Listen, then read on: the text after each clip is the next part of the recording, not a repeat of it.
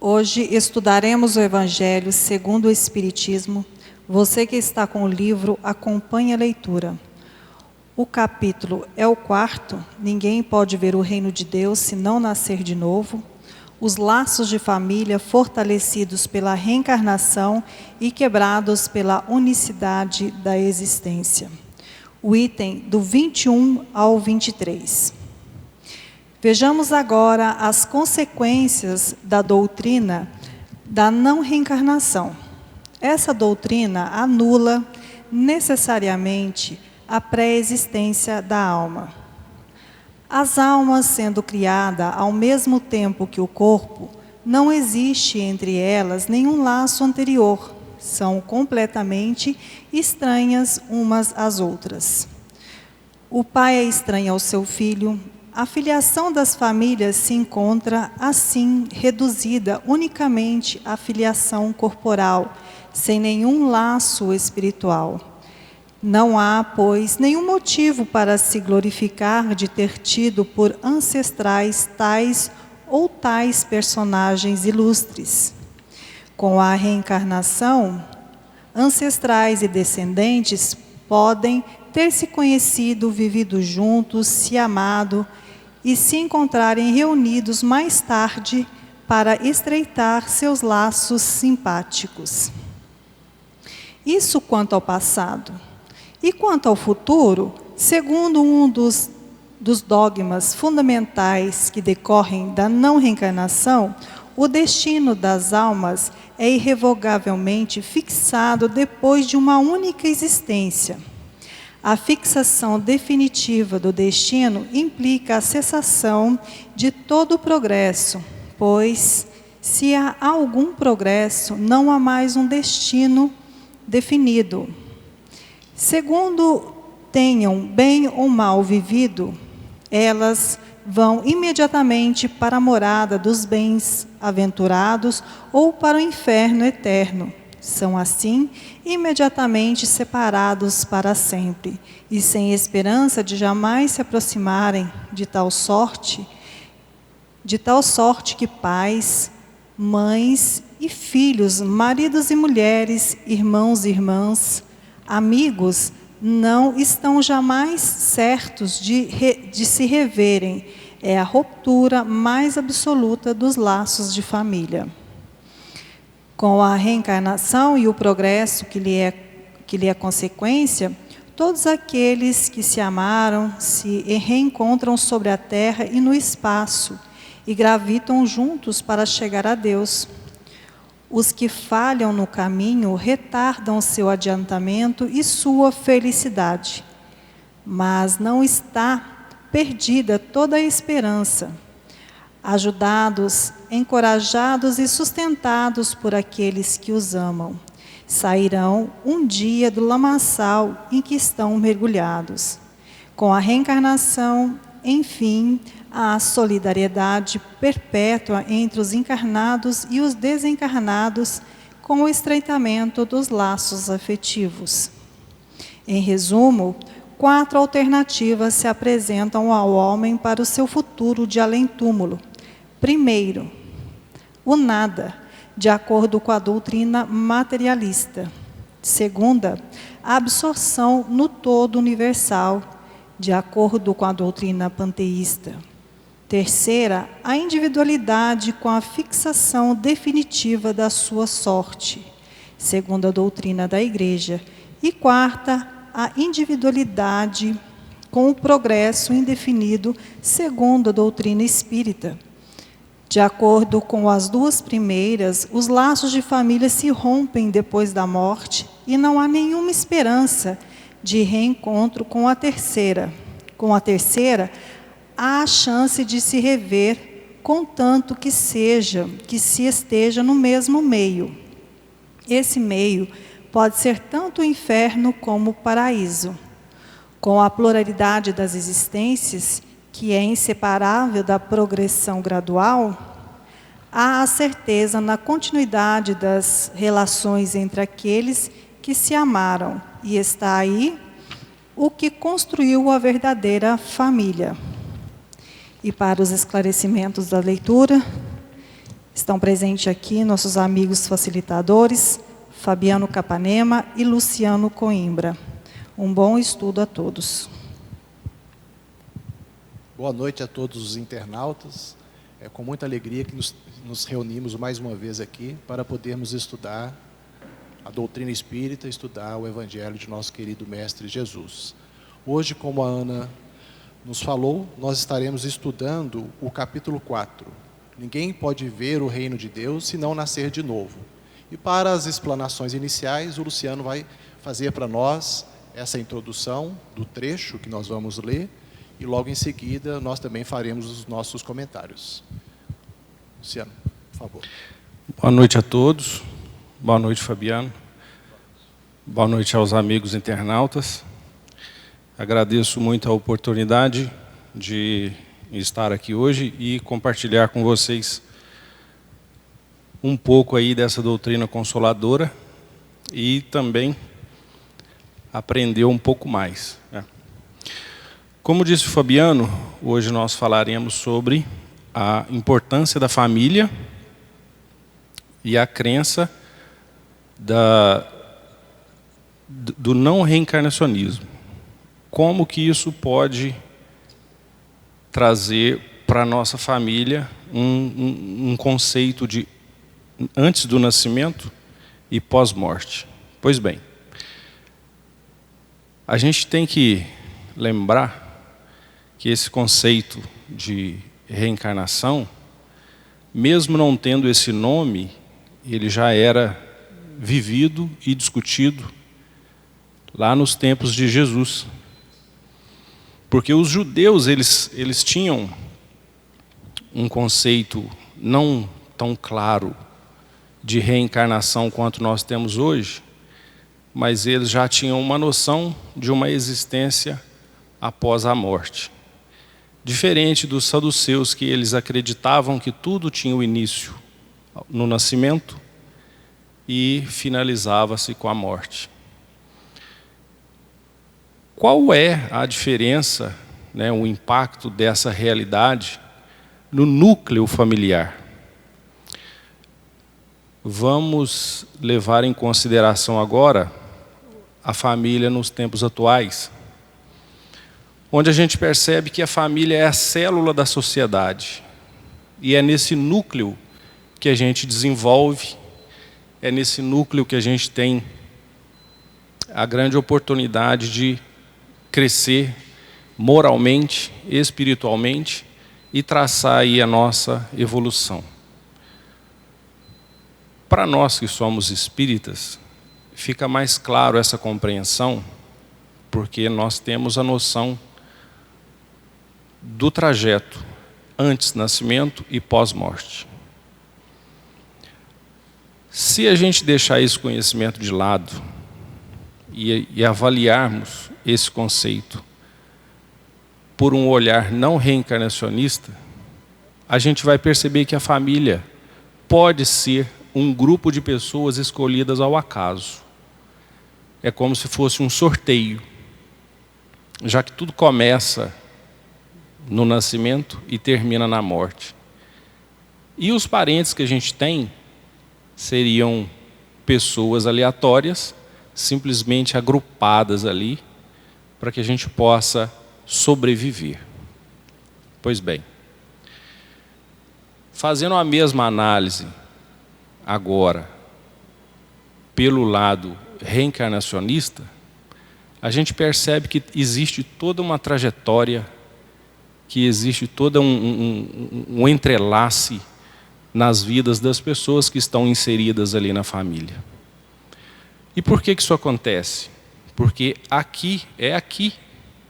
nesse período que eu vivo hoje, que eu tenho a oportunidade de reparar as minhas faltas, de estreitar os meus laços com as pessoas que estão comigo. Se a gente for fazer uma análise mais pessoal, né, Fabiano? A gente percebe que tem algumas famílias que elas não se dão muito bem. Todos os membros têm problemas uns com os outros. E já outras famílias parecem que foram ensaiadas, né? e a gente fica se questionando, será que aquela família é melhor que a minha? Será que eu estou na família certa? Mas a gente pode ter certeza que a gente vive aonde a gente tem que viver, aonde a gente merece viver e principalmente onde escolhemos viver. Porque nos é dado uma oportunidade de escolher, caso mereçamos, a família que a gente vai passar essa jornada aqui no mundo carnal. A gente percebe também que em algumas famílias, uma ou outra pessoa é totalmente diferente. É como se fosse uma ovelha negra. A gente costuma falar até assim, né? Aquela pessoa é a ovelha negra da família. E aquela pessoa que é tão diferente das outras, pode ser que esteja ali por ser um novo integrante, por buscar auxílio, ou também para ser o facilitador daquele auxílio. Por exemplo, a gente ouve muitas pessoas falando que quando nasce uma criança, foi uma bênção, porque aquela criança trouxe paz para aquele casal. E a gente vê isso com muita frequência, né? Não é raro que a gente encontre esse tipo de relato. Da mesma forma que a gente vê as pessoas que, quando mudam para perto de outras pessoas, conseguem uma evolução maior, porque nada é por acaso. E às vezes a gente acha que a família é só a família que está ali debaixo do mesmo teto, e não. Segundo as próprias palavras do Cristo, todos nós somos uma única família, né? A família universal. E pelas próprias palavras de Cristo, o nosso ideal é que a gente considere todas as pessoas, todos os irmãos, né, todos os seres vivos, como a nossa família. Não é isso, Fabiano? Se você quiser completar alguma coisa, pode ficar à vontade. Tá? E assim, a gente para pensar como que se dá uma família, como que a gente pode explicar a existência de uma família. Convido a todos a fazer uma reflexão agora, lembrar de cada um lá da sua família, e a gente vai perceber que essas pessoas, esses integrantes da nossa família, são os que melhor nos conhecem, porque é para eles que nós temos a capacidade e a liberdade de expor sem nenhum receio, sem nenhuma vergonha, os nossos defeitos e as nossas falhas. Às vezes a gente tem uma aparência na sociedade perfeita, diferente do que nós somos na realidade. E lá, dentro da família, é que a gente se mostra de verdade. Lá é que nós temos, somos despidos dessa máscara que às vezes a gente usa na sociedade. E assim, esta é a hora perfeita, já que estamos com a nossa guarda, né, exposta, já que nós estamos com o livro das nossas vidas aberto, mostrar que nós temos defeitos, que nós somos pessoas em evolução e buscar fazer com que nos aproximemos realmente como somos das pessoas, aceitemos as outras pessoas e nos mostremos como somos para sermos aceitos como somos. Às vezes a gente tem alguma dificuldade de se relacionar com algum membro da família. E às vezes a gente pensa assim, nossa, minha família é muito boa, mas fulano eu não engulo. Aquela pessoa que você diz que não engole, talvez é a pessoa que necessite de maior atenção. É aquela pessoa que você tem que buscar ficar próximo, porque ali está a sua progressão, ali vai estar a sua evolução. Quando a gente fala que nós estamos aqui na Terra, num período de provas e expiações, às vezes esse termo gera alguma confusão, geram dúvidas. Eu preciso confessar, Fabiano, que quando eu comecei a estudar a doutrina espírita, eu tinha uma certa dúvida, principalmente com relação à palavra espiar, porque para nós mineiros aqui autênticos, espiar tem um duplo sentido, né? E se a gente for analisar o espiar da doutrina espírita, é um espiar que a gente escreve com X, e não significa olhar, né? Esse espiar, ele significa saldar um débito, né? Quitar uma conta, e passando isso aí para o nosso contexto, apaziguar-se com as pessoas, né? Perdoar as pessoas. Dessa forma, a gente consegue, tem a oportunidade, graças à bondade divina, de estar próximo a essas pessoas, para que a gente possa saldar essas dívidas e caminhar aí rumo à nossa evolução. Não é isso, Fabiano? Perfeito. Não, pode continuar. Muito bem, Luciano. O Luciano fez uns comentários muito importantes sobre o lar. Nós não temos casualidades na reunião de pessoas em um lar. Sabemos que ele é o cadinho purificador. As nossas necessidades, enquanto espíritos imortais, de reencarnar, de assumir novamente um corpo na matéria mais densa, como o próprio Allan Kardec nos ensina, a necessidade de nascermos, vivermos, morrermos, renascermos e progredirmos continuamente. Então, achei muito interessante a sua observação. Mediante a justiça de Deus, somos reunidos no mesmo lar, afetos e desafetos do passado, todos com uma necessidade individual, mas ao mesmo tempo uma necessidade de reparação, de redenção, para aquele lar que deve se expandir de uma maneira geral para a sociedade como um todo. Porque você mencionou a questão da família universal, não simplesmente restrita à questão consanguínea, mas que a gente deve buscar assumir para todos nós esse sentimento de fraternidade, né?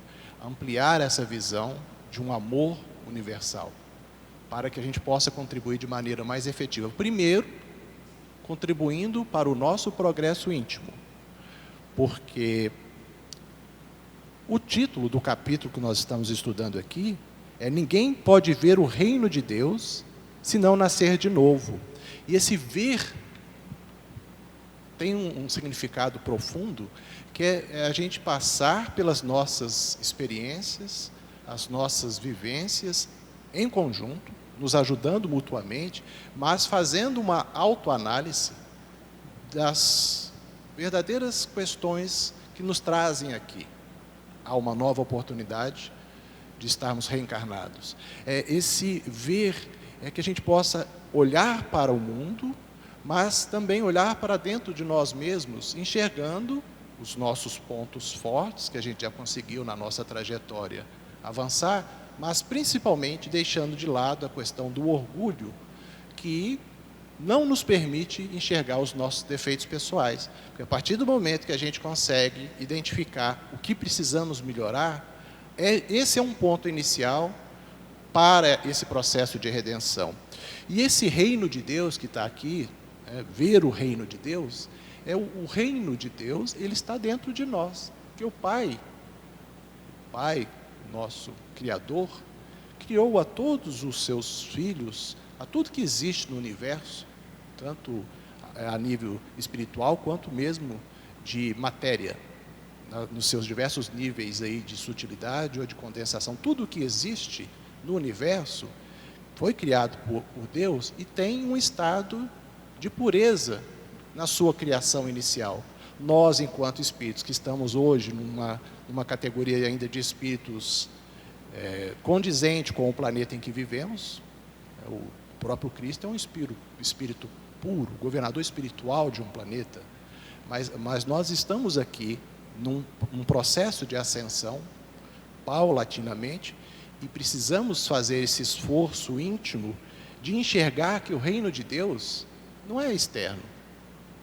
Temos essa pureza dentro de nós que precisa ser burilada, porque o Pai não cria nada que seja imperfeito. Então nós fomos criados em condição de simplicidade, de ignorância, mas com a latência de perfeição dentro de nós. E o próprio Pai nos mostra a necessidade do esforço pessoal para fazer esse crescimento. Porque senão, onde estaria o mérito?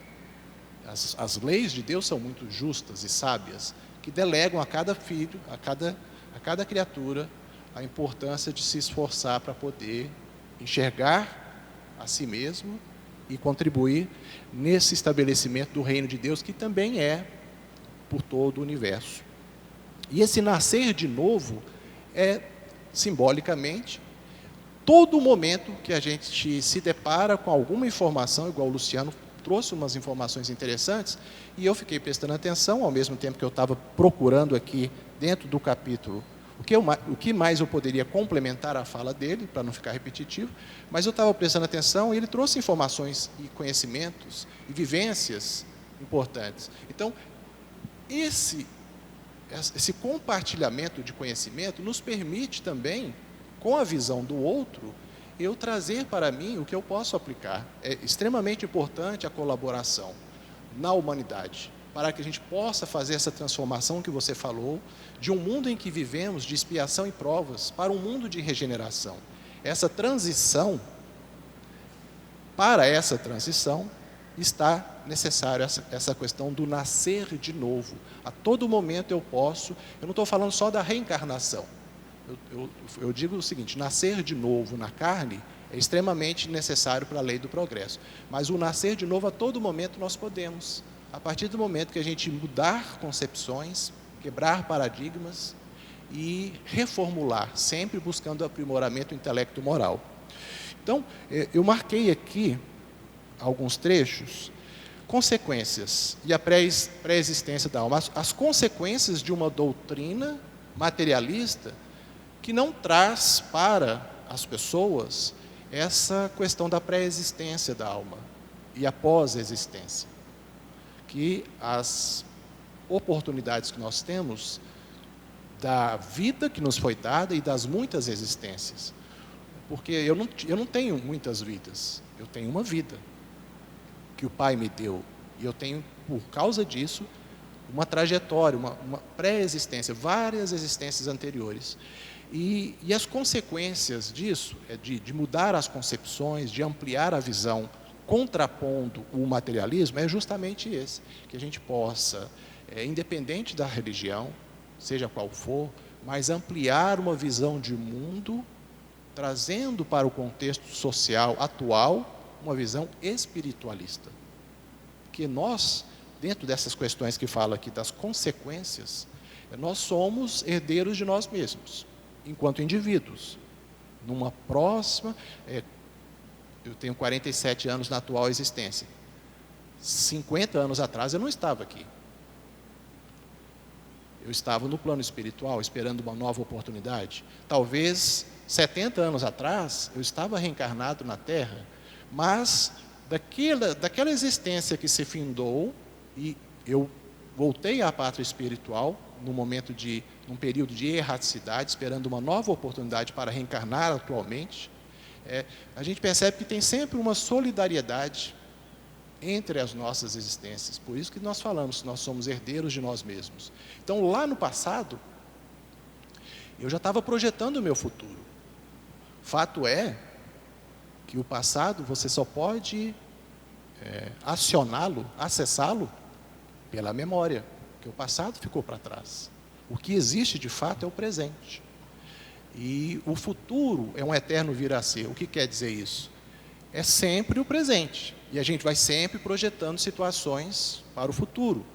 por isso que a gente menciona a importância da gente estar reformulando concepções e também procurando semear boas sementes para colher no futuro bons frutos, enquanto indivíduo, mas enquanto coletividade. Olha o papel de nós todos, de nos ajudarmos, de não termos nenhum tipo de proselitismo, de condenar religiões, de criticar, mas nos irmanarmos, porque o Cristo, quando ele esteve conosco, ele não fundou uma religião.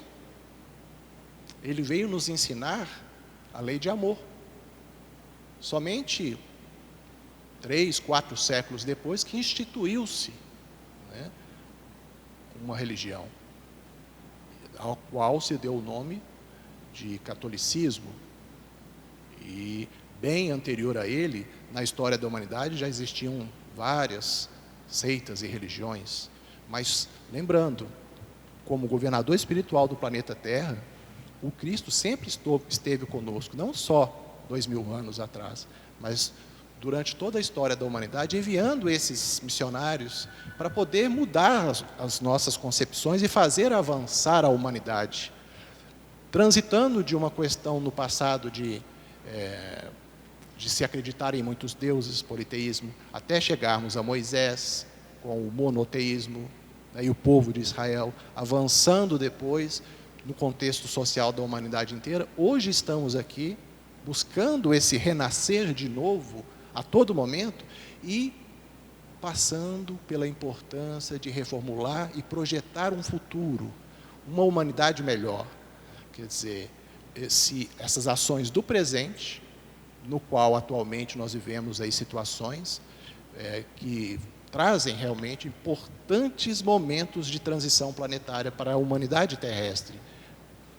Situações de pandemia, dificuldades econômico-financeiras que todas as nações vão viver, a gente observa que nós vivemos momentos importantes de transição, de como a humanidade vai ser da agora para frente, com um espírito muito mais colaborativo, que a gente precisa ter, nos irmanando. Outros trechos aqui, que a gente observou, eu gostaria de mencionar aqui.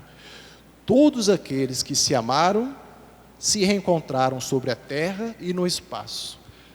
Esse laço de afinidade, porque o amor, ele nos une, mas nós sabemos que no processo de vivência de cada um de nós, tem momentos de separação. Quando fala aqui na terra e no espaço, aqueles entes queridos que já retornaram para a pátria espiritual, pelo menos por um momento, se separaram da gente. Não é uma separação definitiva. A beleza da doutrina espírita está nesse sentido, de mostrar para nós, falar para nós sobre Deus, sobre o Espírito, que é um ser imortal, falar para nós da pluralidade das existências, que ora estarei aqui, ora não estarei. Esse ente querido que já partiu, né, ele voltou para a pátria espiritual, ele depois vai voltar. Então fala para nós sobre todas essas questões e nos traz sentido na vida e nos traz também uma necessidade de despertarmos para essas questões, de buscar o que realmente agrega, o verdadeiro tesouro ao que o Cristo se referiu, né? Ele fala para a gente da importância de burilar os sentimentos, de avançarmos intelectualmente, mas acima de tudo moralmente. Então é interessante a gente falar desses laços de família nesse contexto universal que o Luciano comentou, né? Que a gente tem que trabalhar para estabelecer cada vez mais laços, mais simpatias, não com o intuito de querer algo em troca para depois ser ajudado, não. É fazer o bem, porque o bem faz muito bem para todos nós. E isso é o verdadeiro sentido da existência, das metas e objetivos maiores que a gente deve traçar para nós mesmos, avançar intelecto-moralmente. O que tem que alastrar pela humanidade, a despeito da atual situação que a gente vive de pandemia, mas o que realmente tem que alastrar é esse sentimento de solidariedade, de fraternidade, né, de ajuda entre povos, sem distinção de países e contextos econômicos, sociais, concepções de esquerda ou de direita ou de centro, não importa a questão política, importa esse sentimento maior que tem que realçar nas nossas compreensões de nós, enquanto cidadãos do universo, que temos o nosso papel para contribuir na seara do Cristo. O que mais que eu anotei aqui, enquanto o Luciano estava fazendo a exposição dele? Estava falando aqui da pluralidade das existências, da progressão gradual e da certeza na continuidade para uma verdadeira família. Então, o que a gente acabou de falar, a doutrina espírita nos traz isso, a convicção, a certeza da continuidade, que não é uma ruptura definitiva, né? Que os laços, eles permanecem e a gente tem que dominar as nossas más tendências, esse é o objetivo maior, combater em nós o orgulho, o egoísmo, dar o exemplo de mudança, igual nós estávamos conversando agora há pouco, antes de começar o nosso estudo, né?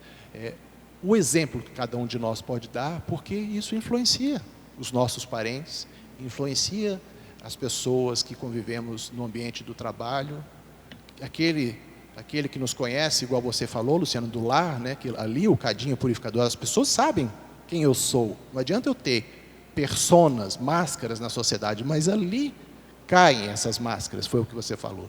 Então, é isso, que nós possamos ser aquilo que deveremos ser, pessoas melhores, que o Cristo nos concita, seja dentro do lar ou fora dele. Uma coerência com aquilo que nós falamos, professamos enquanto fé religiosa e coerência também com as nossas ações. Não é fácil.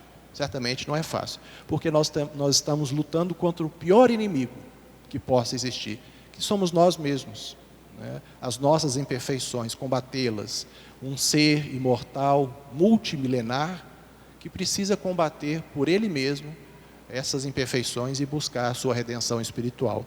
Então, só complementando essa fala do Luciano, agora temos uma fase no estudo da noite que é perguntas e respostas. Então, se você quiser iniciar aí com alguma pergunta que você tem. São os internautas, as pessoas que frequentam a casa espírita, que vão mandando essas perguntas. Muito bem. Fabiano, nós temos aqui uma pergunta muito, muito interessante e muito pertinente com o tema de hoje, que ela é assim: que utilidade encontrará um espírito na sua encarnação em um corpo que morre poucos dias depois de ter nascido? Muito bem. Existem vários fatores que nos levam a pensar que, se não existisse a reencarnação, que pai seria esse que nós temos, não é? Proporcionar para algumas pessoas tão poucos dias de vida e para outras uma vida em abundância, né, uma vida longa, não seria um pai justo e bom. Os fatores que levam uma criança a desencarnar prematuramente são vários. E não existe uma receita. Desencarnou por isso, desencarnou por aquilo, né? Em muitos dos casos, o espírito ele precisa passar pelo processo gestacional para que ele possa se remoldar perispiritualmente. Em alguma transgressão do passado, mais precisamente na última encarnação, ele pode ter cometido alguns erros e feito algum mal ao seu perispírito, que é, na verdade, o corpo, a primeira fase, né, a primeira etapa do corpo espiritual que envolve o nosso corpo físico. É como se fosse a forma do espírito baseada no corpo humano. E a forma que esse perispírito encontra-se de se remoldar é passando ali por aquele período gestacional, se remoldando. Depois que ele nasce, ele completa esse ciclo que para ele era necessário. E nesse caso, ele não tem mais o que aprender momentaneamente nesta encarnação. Então ele pode voltar ao reino espiritual para que ele consiga dar sequência na sua evolução. Só que a gente vai fazer um parêntese agora, por um outro lado, que não consta na pergunta, mas que vale a pena a gente ressaltar, que é assim, e a família desse recém-desencarnado? Será que merece passar por aquilo? Quando a gente fala de merecer, a gente fala de uma palavra muito abstrata e a gente precisa levar em consideração que merecer, ela está relacionada a fatos passados. Eu mereço se eu fiz isso, ou se eu fiz aquilo, ou eu não mereço porque eu fiz, ou porque não fiz, não é? A espiritualidade é muito sábia e ela consegue colocar duas situações, né, duas pendências numa situação apenas. Assim como esse espírito precisava se remoldar no período gestacional, aquela família também tinha necessidade de passar por um processo que seja de perda, né, a própria mãe seja também por um processo gestacional, para que o seu organismo voltasse a funcionar, voltasse a ser um organismo fértil. E existem vários fatores para isso. Lembrando também que não necessariamente é por isso, são situações. Imagine, por exemplo, uma mãe que cometeu um aborto numa vida anterior, por processos severos, né? Por processos, às vezes, mutilantes. E ela acaba ferindo o seu perispírito ali, exatamente na sua capacidade gestacional. A espiritualidade proporciona para essa mãe uma oportunidade de remoldar a sua capacidade fértil e gestacional para que ela, dali para frente, possa ter outros filhos, não é? E se a gente olhar também o fato da criança desencarnar prematuramente, a gente pode levantar uma outra questão, que é a seguinte: o que será que ela fez para merecer isso, já que a gente está falando em merecimento, né?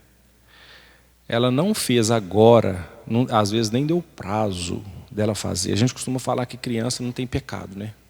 Às vezes nem deu prazo para ela fazer alguma coisa assim que fosse tão rude a ponto dela merecer o desencarne. Mas é aquela questão. Ela, nessa encarnação, ela precisava passar pelo período gestacional para se remoldar, para voltar para o reino espiritual e continuar assim a sua progressão. Espero ter sido claro, né, Fabiano? Muito bem. Uma outra pergunta. O que quer dizer falhar no caminho? E se houver falhas, serei perdoado? Bom, como seres humanos falíveis, obviamente que todos nós erramos, e erramos muito. Então, é uma condição do nosso estágio evolutivo. O que quer dizer falhar no caminho? É uma consequência mesmo do estado evolutivo que cada um de nós está vivendo. Agora, e se houver falhas, serei perdoado? É a segunda pergunta aqui, uma subpergunta. O que é importante a gente mencionar sobre isso? Serei perdoado ou me perdoarei? Porque Deus, Ele não pune ninguém. Me perdoe se eu estou usando a referência correta, Ele. Porque na ausência, né, de fazer uma referência ao Pai, eu acabei me utilizando de algo que pode passar a impressão de uma personificação de um ser, né, um velhinho, barbudo, tudo, mas fato é que as suas leis vigentes por todo o universo, as suas leis físico-químicas, biológicas, mas principalmente a sua lei moral, que traz equilíbrio em todo o universo, seja no átomo ou num sol, tudo tem o seu equilíbrio.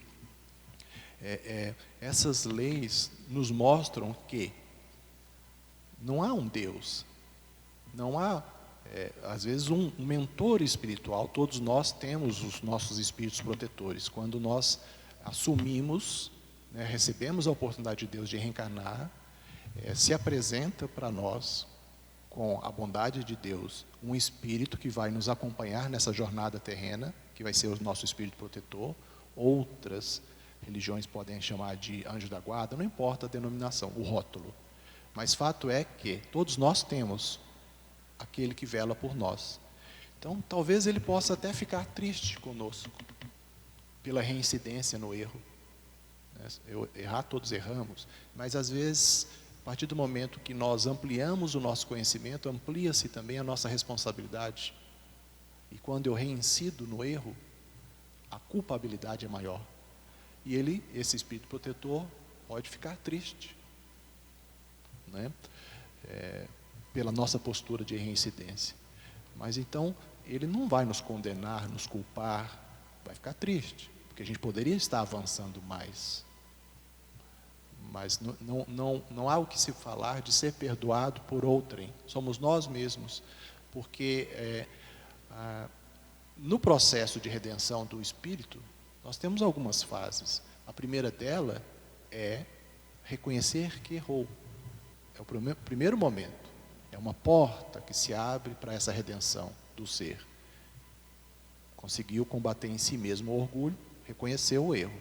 Quando se reconhece, se conscientiza do que fez, vem uma consequência, um outro momento, que é aquele sentimento de culpa, de remorso.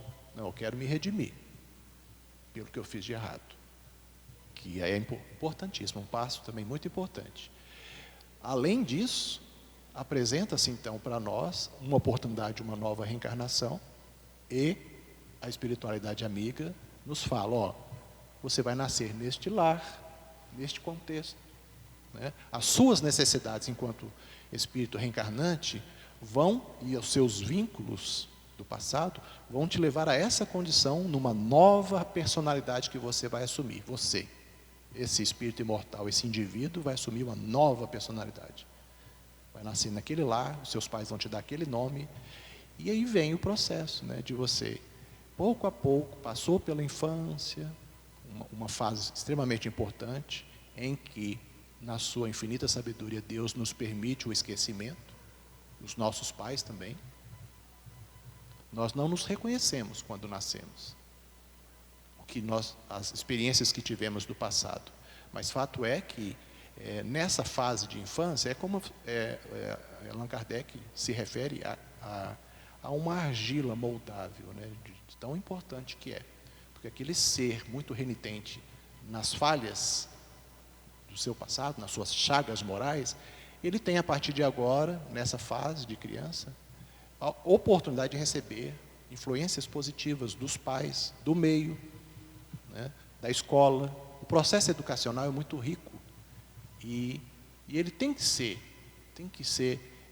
haver um investimento muito grande nele. E a responsabilidade dos pais é extremamente importante nesse sentido. Então, a gente chega na fase da adolescência, começa um processo, então, de recobrarmos a consciência daquilo que nós somos de fato. A pessoa fica curiosa, o que será que eu fui numa existência anterior? Não importa, importa é o que nós somos. Que a gente possa fazer essa análise, autoanálise de nós mesmos, conhecer a nós mesmos. O sábio da antiguidade já nos falou, conhece-te a ti mesmo. Esse é o melhor processo de buscar a redenção. Então, essas falhas que está falando aqui, a gente passa por essas fases. Reconhecer, vem o remorso, vem o pedido de novas oportunidades, recebemos pelas bênçãos de Deus, né? E aí a gente vai ter que buscar. Se a falha tiver sido muito grande, infringirmos muito a lei de Deus e sairmos muito do caminho, aí é o processo expiatório. Se não foi tão drástica assim a falha, né, essas falhas, para que eu possa ser perdoado, a gente vem para um processo provacional. E aquilo que eu havia determinado, aceitado o meu projeto reencarnatório e determinado para mim mesmo. Ó, obrigado pela oportunidade, eu vou tentar fazer isso, isso, isso.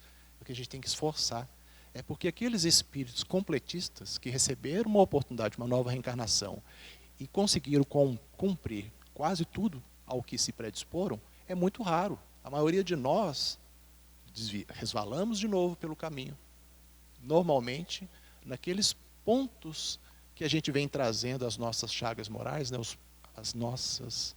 nossos flancos, que podem ser atingidos pela questão da influenciação espiritual, mas não podemos atribuir a responsabilidade que é nossa a outros, porque a influência espiritual, ela existe, mas somos nós que no final das contas tomamos as nossas decisões pelo livre-arbítrio.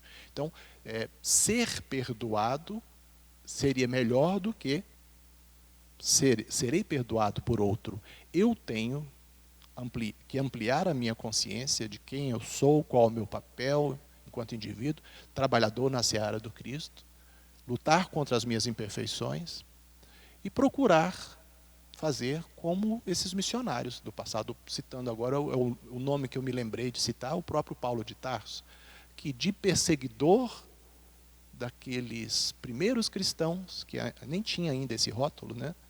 Daqueles homens do caminho, na estrada de Damasco, ele, com o fato do mestre ter ido buscá-lo pessoalmente, porque reconheceu nele um vaso importante que iria trabalhar pela divulgação do seu evangelho entre os povos gentios daquela época. Fato é que ser como um Paulo, um Saulo, que depois se transforma em Paulo, o próprio significado do nome em grego significa pequeno, é difícil fazer essa mudança radical de perseguidor para divulgador, mas a gente tem que buscar nessas pessoas o exemplo e no Cristo o modelo de perfeição. Pouco a pouco, nos permitindo continuar errando, falhando, que é da nossa natureza, mas não deixando isso aí também de desculpismo. O espírita também tem um problema sério, que o espírito fala assim, na próxima reencarnação eu corrijo isso. E continua dando vazão às suas falhas, aos seus erros, às suas imperfeições morais. Então, o esforço nosso tem que ser agora, porque igual a gente falou mais cedo um pouco, sobre projetar o futuro. Para a gente ter um amanhã mais feliz, a gente tem que buscar agora essa mudança pessoal, íntima. Então, eu espero ter respondido de uma maneira simples, né? E se houver falha, serei perdoado, que a gente possa perdoar a si mesmo e se esforçar nesse caminho de redenção espiritual.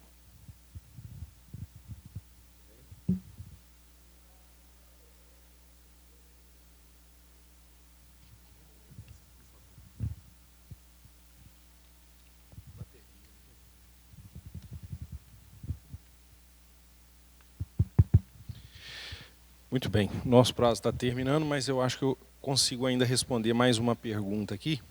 Ela é de suma importância, então eu gostaria de responder agora já para a gente arrematar, né? Qual a finalidade do inimigo, qual a finalidade do ingresso de espíritos antipáticos ou estranhos como membros de uma família? Muito bem.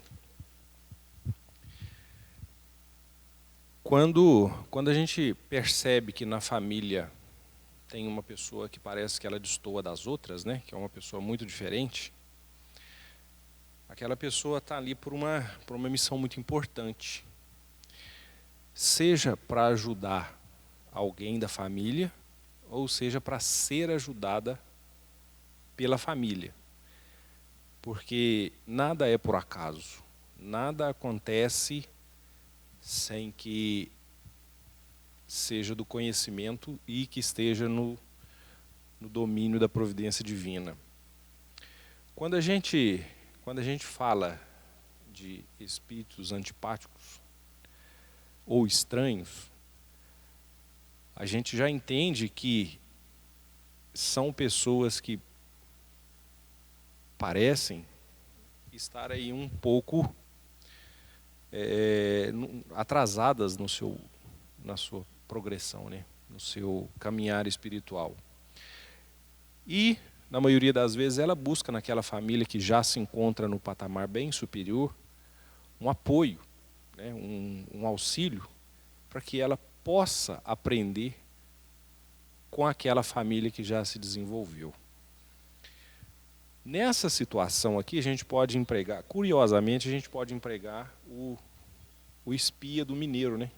A gente pode, através da observação, ver como aquela família se comporta e aprender aquele comportamento vendo o exemplo. Né? Porque os ensinamentos, eles não são impostos. A gente aprende quando quer. A gente até fala que a gente aprende ou no amor ou na dor, mas é quando a gente quer. E dessa forma, os espíritos antipáticos ou estranhos, eles também podem nos ensinar, eles também podem estar ali para que possamos aprender com ele.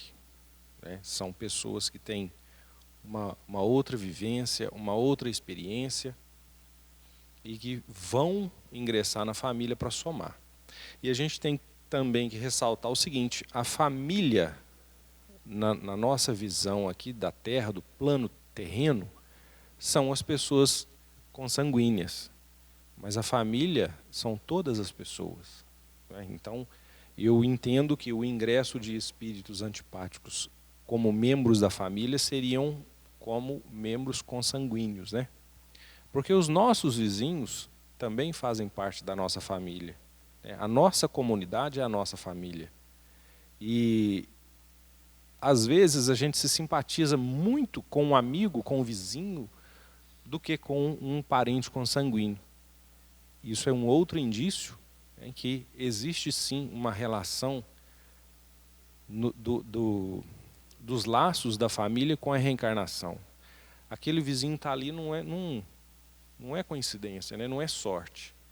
Existe já um laço de convivência, né? Um laço de afinidade entre essas pessoas que foram colocadas ali. Muito bem. Nosso tempo terminou. Gostaria de agradecer ao Fabiano, agradecer à casa pela oportunidade. Desejar uma boa noite a todos, uma boa noite aos nossos amigos internautas, e que possamos regressar com a paz e a presença de Deus e de Jesus Cristo. Muito obrigado a todos.